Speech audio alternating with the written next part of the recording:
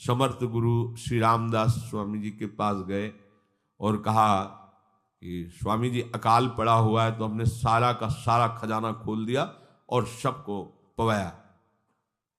तो गुरु बड़े कृपा सिंधु थे, उन्होंने देखा कि इनके हृदय में एक गर्व का अंकुरण हो रहा है कि मैं भरण पोषण किया सबका अकाल में। तो उन्होंने कहा कि शिवू यह हथौड़ा उठाओ, आओ चलो हमारे साथ। एक बड़ा पत्थर का, इसे तोड़ो। महाराज जी तोड़ा, हटाया तो नीचे मिट्टी में दबा हुआ स्वस्थ मेढक एक ऐसा बिल्कुल। बोले इसको किसने दिया? देखो ना कितना स्वस्थ है, पुष्ट है, इसको कौन आहार दे रहा है, इसको कौन प्राण पोषण कर रहा है? बोले भगवान। तो बोले तुम कैसे दाता बन गए? संपत्ति तो सब भगवान की है, भगवान ही सबका, ये अहम मत करो कि तुम पोषण करते हो। नहीं, छोटी सी वृत्ति को भी गुरुदेव बर्दाश्त नहीं करते। जो गुरु शरणागत होता है वो उनकी बात समझता है, अन्यथा वो अपनी मनमानी वृत्ति को ही आदर देता है, गुरु की आज्ञा वृत्ति को नहीं देता। छोटा सा भी अभिमान का कण अपने जनों में गुरुदेव को बर्दाश्त नहीं होगा, क्योंकि यही भगवत प्राप्ति में बाधा बन जाएगा।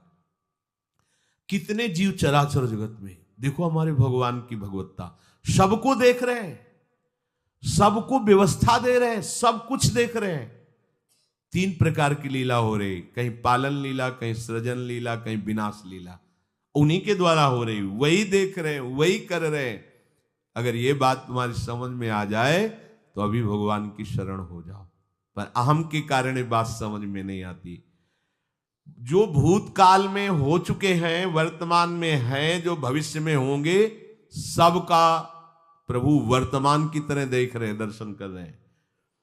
परंतु मुझे मेरे भक्त के सिवा कोई नहीं जानता है। भक्त के सिवा कश्यन, कोई भक्त बिरला, वही केवल भगवान को भगवान सबको देख रहे हैं, भगवान की दृष्टि सब पे है। अगर ये बात आपकी समझ में आ जाए तो अभी आनंद आने लगेगा। मैं भगवान की दृष्टि में हूं, बस आज हमें सत्संग से ये बात मिली कि मैं भगवान की दृष्टि में हूं, मुझे वो देख रहे हैं, बढ़िया बन गया। अब आप पाप कैसे करोगे? क्योंकि भगवान की दृष्टि में भगवान आपको देख रहे हैं। डरो, किसी गवाही की जरूरत नहीं, वो देख रहे हैं। तो आप भय क्यों कर रहे हो? आपको भगवान देख रहे हैं, आपको डरना नहीं। फिर आप कामना क्यों कर रहे हो? भगवान आपको देख रहे हैं, जो चाहिए उस समय से दे देंगे, आप निश्चिंत रहिए। अगर आप अहम करोगे तो दुख भोगोगे, आश्रित रहोगे तो सब अपने आप निर्वाह हो जाएगा। एक आदमी ट्रेन के डिब्बे में बैठे ऐसे ऐसे दौड़ रहा था। एक ने पूछा भाई क्यों दौड़ रहे? बोले अमुक स्टेशन जाना है। तू बैठ जा, गाड़ी चल रही है, ट्रेन चल रही, तू बैठ जा। ऐसी त्रिगुणात्मिका माया की ट्रेन चल रही, पूरे विश्व का विश्वंबर भरण पोषण कर रहे हैं, तू तो बैठ जा भगवद आश्रय लेकर के, तू काहे को दौड़ा घूम रहा है? लेकिन ये अहंकार के कारण भटकता रहता है। भूत, वर्तमान और भविष्य काल, ये 3 विशेषण देकर भगवान कह रहे हैं कि मैं सबको देखता रहता हूं, जो हो गए, जो हैं, जो होंगे। भूत के प्राणी, भविष्य के प्राणी अथवा वर्तमान के प्राणी, सभी भगवान की दृष्टि में वर्तमान की तरह ही हैं। ये भूत, भविष्य, वर्तमान काल केवल हम लोगों की दृष्टि में भेद है, भगवान की दृष्टि में नहीं। हो चुका, होगा, हो रहा है, भगवान की दृष्टि में सब हो रहा है। पीछे का भी, अब का भी, सब सामने चल रही सीन। हमारे हृदय में विश्वास हो जाए प्रभु हमें देख रहे हैं। अभी तो हमें ये नहीं पता कि हम भजन कर रहे हैं, भगवान पता नहीं जान रहे हैं कि नहीं जान रहे हैं। अभी भक्ति में रंग आ जाए, अगर ये बात समझ में आ जाए कि प्रभु देख रहे हैं हमें। देखो जब हमारे गुरुजन बैठकर सुनते हैं और जब गाने को अवसर मिलता है तो ज्यादा उत्साह होता है कि बैठे सुन रहे हैं। ऐसे ही अगर हम मान लें कि हमारे प्रभु सुन रहे हैं, हम जो भजन कर रहे हैं हमारे प्रभु देख रहे हैं, जो सेवा कर रहे हैं भगवान हमारे स्वीकार करें, प्रियालाल स्वीकार कर, अभी भक्ति का रंग आ जाए, ये बात हमारे हृदय में बैठ जाए कि मैं हर समय प्रभु की दृष्टि में हूं, हर समय मैं अपने आराध्य देव की दृष्टि में हूं, कितना आनंद आएगा। अंदर से सोचो जरा, हर समय वो हमें देख रहे हैं और वो कह रहे हैं मैं देख रहा हूं। पीछे जो तुम किए वो देख रहे हैं वर्तमान की तरह, अभी जो वो तुम देख रहे हो, देख रहे हैं, आगे जो करोगे वो भी देख रहे हैं वो। पहले से उनको सब पता है, तुम ऐसे ऐसे चलोगे, ऐसे ऐसे कार्य करोगे। भगवान की दृष्टि में सब कुछ वर्तमान ही रहता है। संपूर्ण प्राणी काल के अंतर्गत है और प्रभु श्री हरि कालातीत है। देश काल वस्तु व्यक्ति घटना परिस्थिति ये बदलते रहते हैं, पर प्रभु श्री हरि वैसे के वैसे ही रहते हैं। काल के अंतर्गत प्राणियों का ज्ञान एक सीमित है। अब इस दीवाल के पीछे कौन खड़ा है, क्या कर रहा है, पता नहीं, पर भगवान की दृष्टि में नहीं। भगवान की दृष्टि में सुमेरु पर्वत पर क्या हो रहा है, जहां किसी की दृष्टि वहां भी उनको, ब्रह्मलोक में ब्रह्मा क्या कर रहे हैं, बैठे बैठे सब। इसीलिए कितने महान ईश्वर हैं। एक छोटी सी भी चींटी को दाना मिला कि नहीं, उनको चिंता है। देखो आप छोटे से 2-4 लोगों का भार लेकर के चिंतित हो रहे हो, अनंत ब्रह्मांडों के अनंत जीवों का भरण पोषण प्रभु हमारे कर रहे हैं और निश्चिंत हैं। अचिंत शक्तियां भगवान की, तो आप भी तो उनके बच्चे हो ना। ये सब कहने का मतलब है आप भी तो उन्हीं के अंश हो ना। 2-4 की चिंता में इतने तुम बावरे हो रहे हो, डिप्रेशन में पहुंच रहे हो। 2-4 कामनाओं के पीछे इतने, अनंत ब्रह्मांड तुम्हारा जो अंशी है, अनंत ब्रह्मांडों के अनंत जीवों का अनंत काल से भरण पोषण करता चला आ रहा है। कहीं भी किसी के साथ कुछ भी गलत नहीं हो सकता। जैसे कहते हैं कि क्या गलत हुआ, देखो ना अभी तो बच्चा था, ऐसा ऐसा हो गया, तो तुम्हारी दृष्टि में बच्चा है, पीछे तो बहुत पुराना है ना, जो कर्म करके आया उसका फल। कहीं भी गलत किसी के साथ नहीं होता, ध्यान रखना। जहां कुछ होता है, अभी हमने देखा मनो कि ये तो बहुत गंदा है, तो सीधे जा रहा था, ये आदमियों ने मिलकर इसे पीटा, अभी सीधा चल रहा, पीछा टेढ़ा चल के आया है, और जिनको पीटा है वही आके इसे पीट रहे हैं। अब हम वर्तमान को तो देख रहे हैं ना, पीछे की बात तो देख नहीं रहे ना, और भगवान पीछे की देख रहे हैं कि इसने पीछे बहुत ऐसा गलत किया, उसका हिसाब इसको मिल रहा है, इसलिए चुपचाप देखते रहते हैं।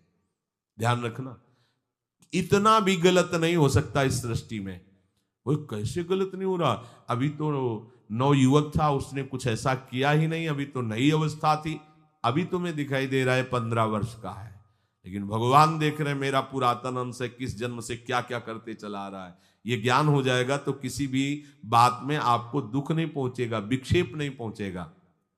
नहीं, बड़े बड़े विक्षिप्त हो जाते।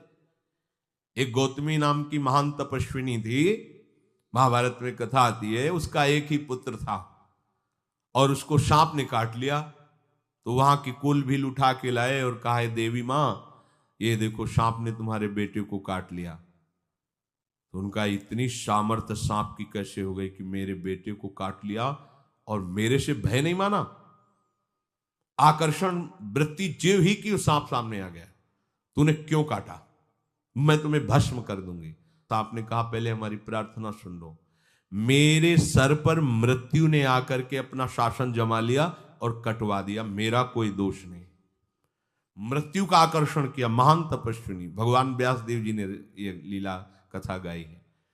मृत्यु का आकर्षण किया, साक्षात मृत्यु सामने आ गई, थर थर कांपने लगी। गौतमी जी ने कहा मैं अपने तपस्या के बल से तुम्हें भस्म कर दूंगी। हमारे ऐसे निष्पाप बालक को तुमने सांप के द्वारा प्रेरित करके कटवाया। बोले मेरे ऊपर काल का शासन है, काल ने मुझे प्रेरित किया, मैंने सांप को प्रेरित किया, मेरा कोई दोष नहीं, ये काल का शासन। काल का आवाहन किया, काल उपस्थित हुआ। काल ने कहा कि मेरा इसमें कोई दोष नहीं, इस बालक के पूर्व जन्म के कर्म के द्वारा मैं प्रेरित हूं।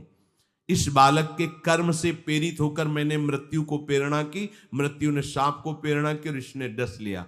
अब आप बताओ किसका दोष है? शांत हो गई, क्योंकि इस बालक के ही तो कौन काहू के सुख दुख कर दाता, निजकृत कर्म भोग सुन भ्राता। कोई किसी के सुख दुख का हेतु नहीं है, अपने कर्म ही है जो हमको दुख सुख देते हैं। और ये भगवान देख रहे हैं।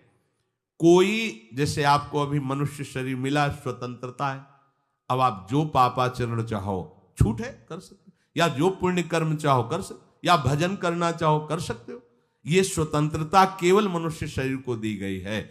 आपको जो पूर्व भोग मिल रहे हैं वो आपके पीछे के कर्मों के हैं। तो जो ज्ञानी जन होते हैं, विवेकी जन होते हैं, आए हुए प्रारब्ध को भोग लेते हैं, नया कोई पाप नहीं करते, निरंतर भजन करते रहते, भगवान की कृपा से मुक्त हो जाते। अगर भगवान की शरण में नहीं होगे, भजन नहीं करोगे, तो आपके ऊपर बहुत से ऋण है, दुर्गति हो जाएगी। ऐसा नहीं है। आप यहां भी तो देखो ना, आपके मकान, आपका व्यापार, सब कुछ आपका कहा जाता है, लेकिन सब कुछ सरकार का है। हर चीज का टैक्स देना पड़ेगा तुम्हें। पानी का भी टैक्स देना पड़ेगा, मकान का भी टैक्स देना पड़ेगा, और तुम भी जो करोगे वो पैसा दो सरकार को। टैक्स तुम ऐसे फ्री थोड़ी जा नहीं होता, देना पड़ता है ना। आप मान लो नौकरी कर रहे हो कि हमारी नौकरी करे, तो उसमें सरकारी टैक्स कटेगा आपका, क्योंकि आप सरकारी आदमी हो, भारत देश के वासी हो। ऐसे ही ये टैक्स लगे हुए हैं सरकारी भी, मातृ ऋण, पितृ ऋण, ऋषि ऋण, ये टैक्स है। ऐसा नहीं कि तुम कमाओ खाओ और इसके बाद मर के जाओ स्वर्ग मिलेगा। टैक्स चुकाओ। ये मनुष्य शरीर मिला, इन ऋणों से मुक्त हो। अगर नहीं हुए तो भी तुम्हें दुर्गति होगी। आप देखो